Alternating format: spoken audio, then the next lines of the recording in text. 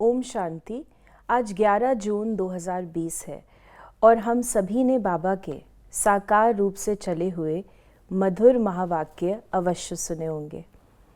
आज की मुरली के कुछ ज्ञान बिंदुओं का हम और अधिक स्पष्टीकरण लेंगे आदरणीय आशा दीदी से। ओम शांति दीदी। ओम शांति। आज बाबा ने कहा, मीठे बच्चे, ये रुद्र ज्ञान यज्ञ स्वयं रुद्र भगवान ने रचा है। इसमें तुम अपना सब कुछ स्वाहा करो, क्योंकि अब घर जाना है। रुद्र ज्ञान यज्ञ, रुद्र कहा जाता है शिव बाबा को। रुद्र का अर्थ होता है लाल, और रौद्र को क्रोध कहते हैं। क्रोध में व्यक्ति लाल हो जाता है। लेकिन शिव बाबा तो शांति के सागर हैं, वो क्रोधित नहीं होते हैं। तो शिव बाबा आकर के ज्ञान यज्ञ की रचना करते हैं, क्योंकि उनको सृष्टि के परिवर्तन का कार्य करना है। और जब कभी कोई विशेष कार्य किया जाता है तो सामान्य तौर पर अपने देश में लोग यज्ञ रचते हैं ताकि सफल हो जाए, और यज्ञ के निमित्त लोग दान पुण्य भी करते हैं। तो इसमें बाबा ने बताया कि मैं आकर परिवर्तन किस आधार से करता हूँ? ज्ञान के आधार से। तो ये ज्ञान यज्ञ है, ये ज्ञान यज्ञ है। और क्योंकि शिव बाबा ने स्थापित किया है, इसलिए इसको कहते हैं रुद्र ज्ञान यज्ञ। और इसके अंदर हमें क्या डालना है? ज्ञान माना समझ है, तो समझ के अनुसार हमको क्या डालना है? जो अपनी कमियां हैं, जो अपनी बुराइयां हैं, उनको हमने समर्पित करना है, उनकी आहुति देनी है। इसकी आहुति देने से फिर हमें जो मन इच्छित फल है, जो हर यज्ञ से प्राप्त होता है, वो हमें उपलब्ध होता है। क्या मन इच्छित फल प्राप्त होता है? अविनाशी सुख और शांति। तो बाबा कहते हैं, और वो यज्ञ रचने का टाइम कब है? श्रीमद् भगवद गीता में बताते हैं, कहते हैं कि आदि देव ने यज्ञ रचा, जिससे देवता पैदा हुए और वृद्धि को प्राप्त हुए। तो आदिदेव ब्रह्मा, उन्होंने कल्प के आदि में रचा। कल्प का आदि माना पुराने कल्प का अंत। तो पुराने कल्प का अंत और नए कल्प की आदि का जो संधि काल है, उसमें इस यज्ञ को रचा जाता है। और इसमें हम सब आत्माएं अपनी अपनी आहुति डालती हैं। आहुति डाल के हम सीधे स्वर्ग में नहीं चली जाती हैं, लेकिन घर लौटती हैं, वापस घर जाती हैं, परम धाम को जाती हैं, वहाँ पर विश्राम करती हैं, वहाँ से फिर हम नई दुनिया में आती हैं। आज का प्रश्न है, संगम युग पर कौन सा वंडरफुल खेल चलता है? भगवान के रचे हुए यज्ञ में ही असुरों के विघ्न पड़ते हैं। ये भी संगम पर ही वंडरफुल खेल चलता है। ऐसा यज्ञ फिर सारे कल्प में नहीं रचा जाता। तो दीदी, जो असुरों के विघ्न हैं, उनको भी स्पष्ट करें। असुर हम कहते हैं 5 विकारों को, काम, क्रोध, लोभ, मोह, अहंकार।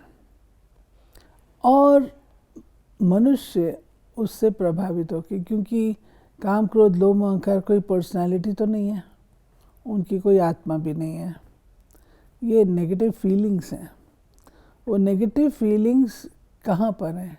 दीवारों में तो नहीं है, जड़ में तो नहीं है, मनुष्य आत्माओं से तो हमको फील होती है ना।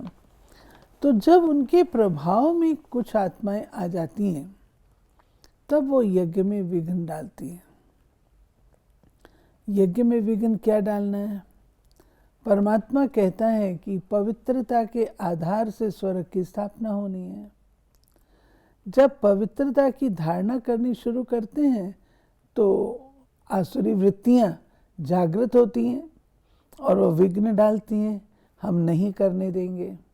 तो भिन्न भिन्न प्रकार के उसमें विघ्न डालना, हंगामा करना, लोगों को रोकना, जो अच्छा काम कर रहे हैं उनको बदनाम करना, ऐसे ऐसे करके विघ्न पड़ते हैं। जो इस ईश्वरीय विश्वविद्यालय में शुरू में पढ़े थे, आदि में जब सिंध कराची में थे, हैदराबाद सिंध में, तो भी पढ़े थे। उसके बाद जब हमने सेवाएं शुरू की हैं 52 में, तो भी नए नए स्थानों, क्योंकि नई चीज़ है तो लोग इसे समझ नहीं पाते हैं, परंपरा से हटके है, इसलिए विघ्न पड़ते हैं। बाबा ने कहा कि बाप ने बड़े ते बड़ी यूनिवर्सिटी खोली है, शास्त्रों में रुद्र नाम लिख दिया है। इस समय तुम बच्चे जानते हो, शिव बाबा ने ये पाठशाला अथवा यूनिवर्सिटी खोली है, ऊंच ते ऊंच बाप पढ़ाते हैं। तो एक तरफ तो बाबा ने उसे पाठशाला भी कहा और दूसरी ओर बड़े से बड़ी यूनिवर्सिटी भी। फिर बाबा ने कहा राजस्व अश्वमेध रुद्र ज्ञान यज्ञ, राजस्व अर्थात स्वराज के लिए। तो इसको भी थोड़ा आप स्पष्ट करें, क्योंकि हमारे जो यज्ञ का नाम है जो आदि में रखा गया, राजस्व अश्वमेध रुद्र ज्ञान यज्ञ, इसको अगर आप और स्पष्ट करें। इसका पूरा नाम है राजस्व अश्वमेध अविनाशी रुद्र गीता ज्ञान यज्ञ। तो राजस्व अश्वमेध अविनाशी, अश्व कहा था घोड़े को, तो घोड़े को समर्पण करना अर्थात कोई घोड़े की आहुति नहीं देनी है, परंतु अपने तन मन धन से हर प्रकार से हमें इस यज्ञ की सेवा करनी है। यह भावार्थ गीता ज्ञान यज्ञ जो पहले मैंने बताया है।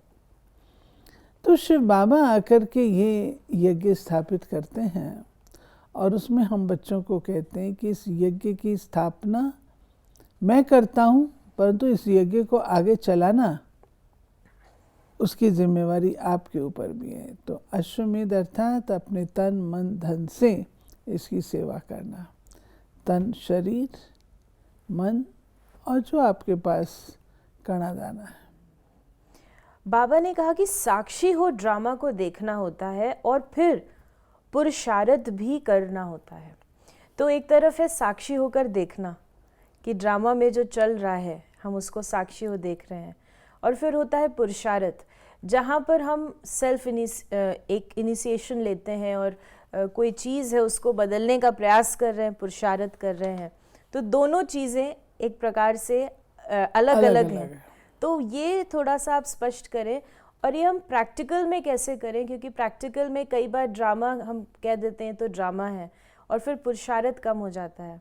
तो दोनों का बैलेंस, या बहुत ज़्यादा हट कर लेते हैं तो ड्रामा को चेंज करने का प्रयास करते हैं, दोनों चीज़ें कैसे यूज़ करें? देखिए, ड्रामा हमेशा रिकॉर्डेड है।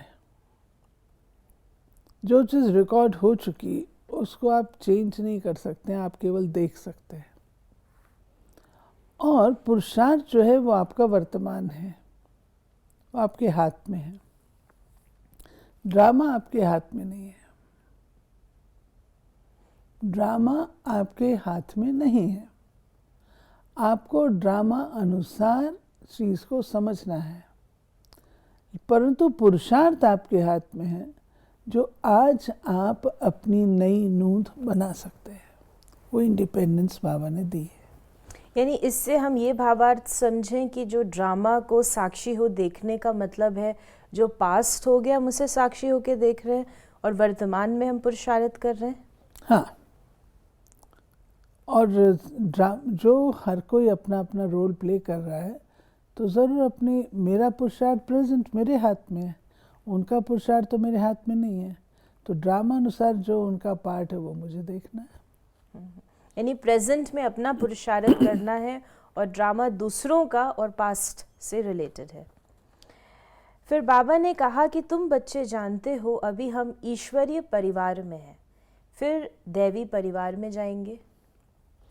ईश्वरीय परिवार नहीं, वैसे तो निराकार है, आत्माएं भी निराकार हैं, लेकिन बाप और बच्चे का संबंध तो है ना। तो ईश्वरी परिवार है आत्माओं और परमात्मा का, और जो दैवी परिवार है वो है देवताओं का।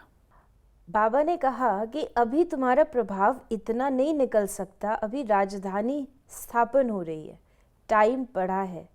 पिछाड़ी में ये सन्यासी आदि भी आकर समझेंगे। तो हम अभी भी इसको रेलेवेंट मान सकते हैं, इस महावाक्य को।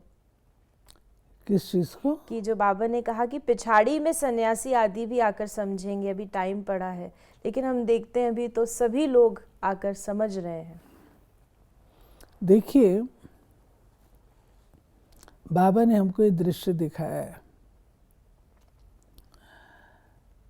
अब ये नाटक संपन्न होता है, और नाटक संपन्न होता है, सबको वापस जाना है।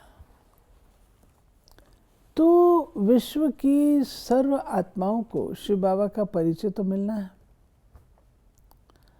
साधु संत महात्माएं जो धर्म की अथॉरिटी रहे हैं,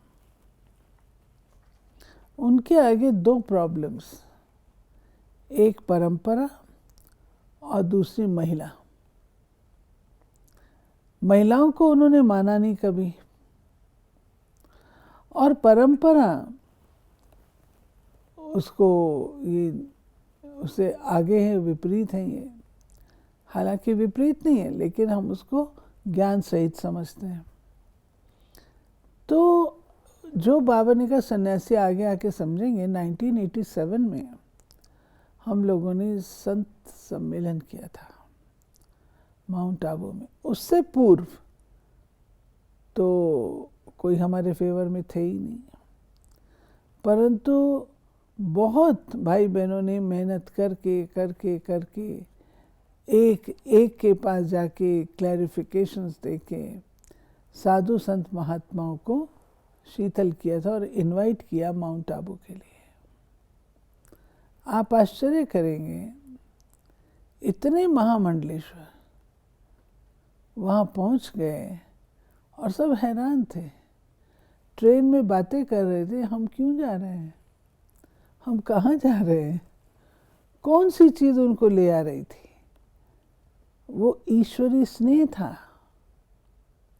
जो उनके अंदर स्नेह का धागा खींच के ले आ रहा था। और जब वहाँ आए तो उन्होंने इतना इसका देखा तो उनकी आंखें विश्वास नहीं करती थी। आंखें सही चीज़ देख करके भी विश्वास नहीं कर रही थी। और वहाँ पर उन्होंने आपस में चर्चा करते थे, ऐसा कैसे हो सकता है, भाई बहन इनके यहाँ इकट्ठे रहते हैं, इतने लोग आते हैं, ये कहते हैं पवित्रता। तो एक महामंडलेश्वर जी ने तो रात को पूरा चक्कर लगाया, घूम गए, और सवेरे उठ करके दादी जी को प्रणाम किया। दादी हम मान गए, इतना शुद्ध वातावरण। और फिर उन्होंने कहा कि महिलाएं, हम तो समझते थे ये, लेकिन क्या आप हमें अपना भाई बनाना स्वीकार करेंगी? यहाँ तक पिघल गए। तो बाबा कहते हैं समय लगता है, आप करते चलो, घर वापस जाने का समय है। साधु संत महात्माएं, अब वो जो हमारे सदा विपरीत होते थे, आज वो संत महात्माएं हमारे सेवा केंद्रों पर आते हैं, हरिद्वार में आते हैं हमारे केंद्र पर। राखी वाले दिन सभा होती है उनकी। बाबा ने कहा वास्तव में तुम सब द्रौपदियाँ, सीताएं, पार्वतियाँ हो। याद में रहने से अबलाएं कुब्जाएं भी बाप से वर्षा पा लेती हैं। याद में तो रह सकती हो ना। बाबा याद को बहुत महत्व देते हैं। और ये जो बाबा ने कहा तुम द्रौपदियाँ हो, अर्थात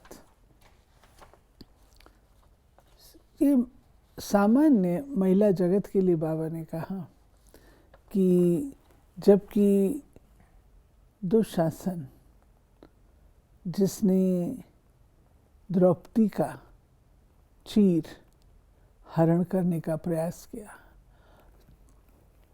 वास्तव में वो है कामुक प्रवृत्ति, जिस कारण से, और वो आज हम देख रहे हैं संसार में है। तो कई माताएं बहनें इससे बचती हैं। तो द्रौपदियाँ हो गई, उनकी पुकार परमात्मा सुनता है।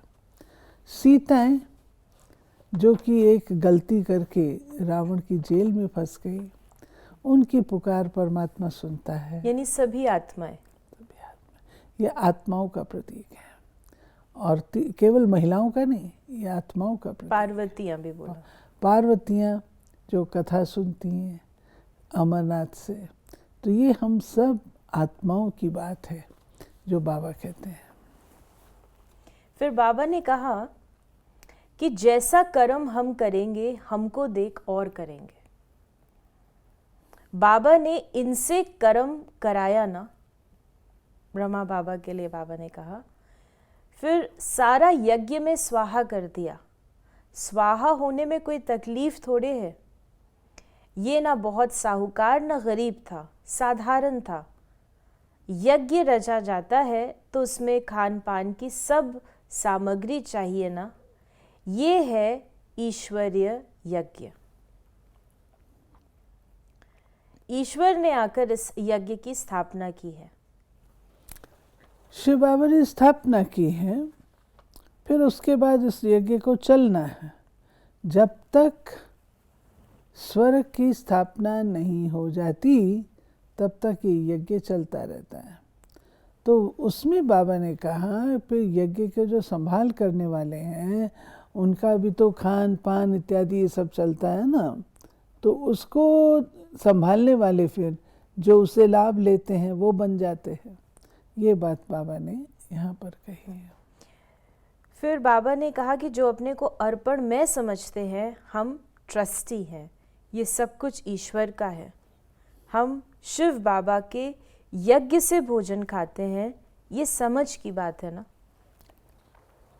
यज्ञ है आज और यज्ञ का बनाया हुआ भोजन वो हर एक को बहुत प्रिय लगता है। हमें सदा समझना है कोई मनुष्य आत्मा हमें नहीं खिलाती है, परंतु शिव बाबा हम आत्माओं की परवरिश कर रहे हैं। तो ये यज्ञ देने वाला है। बाबा ने आज कहा कि तकदीरवान बच्चे फौरन निर्णय ले लेते हैं हमें कौन सी पढ़ाई पढ़नी है। और आगे बाबा ने कहा कि समझते हैं शरीर पर भरोसा नहीं तो फिर सच्ची कमाई में लग जाना चाहिए। जिसकी तकदीर में है वही अपनी तकदीर जगाएंगे। पूरा जोर लगाना है, हम तो बाप से वर्षा लेकर ही छोड़ेंगे। नहीं, बाबा कहते दृढ़ संकल्प करो। जबकि आपको एम ऑब्जेक्ट का पता लग गया, पढ़ाई का पता लग गया, यज्ञ की स्थापना का पता लग गया, सब कुछ पता लग गया, घर वापस जाने का समय भी यही है, तो अपने को पढ़ाओ अच्छी तरह से। और लास्ट में बाबा ने ये भी कहा कि शरीर पर दोबारा कि शरीर पर भरोसा थोड़े है, ज़रा भी चांस गंवाना नहीं चाहिए। आज का वरदान है, ग्लानि करने वाले को भी गुण माला पहनाने वाले इष्ट देव महान आत्मा भव। जैसे आजकल आप विशेष आत्माओं का स्वागत करते समय कोई गले में स्थूल माला डालते हैं तो आप डालने वाले के गले में रिटर्न कर देते हो। ऐसे ग्लानि करने वाले को भी आप गुण माला पहनाओ तो वो स्वतः ही आपको गुण माला रिटर्न करेंगे, क्योंकि ग्लानि करने वाले को गुण माला पहनाना अर्थात जन्म जन्म के लिए भक्त निश्चित कर देना है। ये देना ही अनेक बार का लेना हो जाता है। यही विशेषता इष्ट देव महान आत्मा बना देती है। बाबा का कहने का रहस्य है कि ग्लानि लोग करते हैं तो आप उसमें डिस्टर्ब ना हो। ग्लानि करते हैं हर्जा नहीं, आप रिटर्न में उनको फूल दो, आप उनके गुण देखो। है ये बड़ी बात, लेकिन गुण देखेंगे तो कम से कम आप शीतल रहेंगे। दूसरी बात ये हमारे, अगर इसको हम एक और एंगल से देखें तो हमको सतर्क रखने का ये बहुत अच्छा साधन है। अगर कोई छुटपुट बोलता रहता है, कान में पड़ता रहता है, तो व्यक्ति सधा रहता है कि अच्छा ये बात आई। ओके, तो गुणमाला पहनाओ, अर्थात उसको रिटर्न थैंक यू, आपने बात मेरे नोटिस पर दी, नाइस, थैंक यू। तो उससे क्या होगा, धीरे धीरे करते वो आपका भक्त बन जाएगा। अब बाबा ने कहा जन्म जन्मांतर का भक्त निश्चित कर देंगे। हाँ। आज का स्लोगन है, अपनी मनसा वृत्ति सदा अच्छी पावरफुल बनाओ तो खराब भी अच्छा हो जाएगा। तो दीदी, वृत्ति क्या होती है, वृत्ति को कैसे शुद्ध बनाएं? बाबा कई बार कहते हैं, अगर आप संक्षिप्त में बताएं, क्योंकि एक होता है कि थॉट्स, दूसरा वृत्ति। जैसे कर्म का बार बार कर्म जो हम रिपीट करते हैं उससे संस्कार बनते हैं ना, ऐसे जो जिस प्रकार की थिंकिंग हमारी होती रहती है बार बार, उससे हमारी वृत्ति क्रिएट हो जाती है। तो वृत्ति जो है वो मेरी शुद्ध रहे, तो शुद्ध संकल्पों का मनन चिंतन चाहिए over a long period of time. तो अपनी वृत्ति को, वास्तव में हमें अपनी वृत्ति को बहुत अच्छा रखना चाहिए। बाबा कहते सदा शुभ भावना वाली वृत्ति रखो सर्व आत्माओं के प्रति, क्योंकि आप बेसिकली अच्छे बच्चे हो, शिव बाबा के बच्चे हो, कल्याणकारी हो, तो बेसिक अपनी ये गुडनेस को छोड़ो नहीं। तो ये थे बाबा के आज के महावाक्यों का और अधिक स्पष्टीकरण, जिसमें बाबा ने हमें विशेष इशारा दिया कि ये अंत का समय है, शरीर पर भरोसा नहीं, इसलिए हमें थोड़ा भी चांस गंवाना नहीं चाहिए। सच्ची कमाई और सच्ची पढ़ाई में लग जाना चाहिए। यदि आपके मन में भी इस मुरली से संबंधित कोई प्रश्न है तो आप उन प्रश्नों को हम तक अवश्य पहुंचाएं। ओम शांति।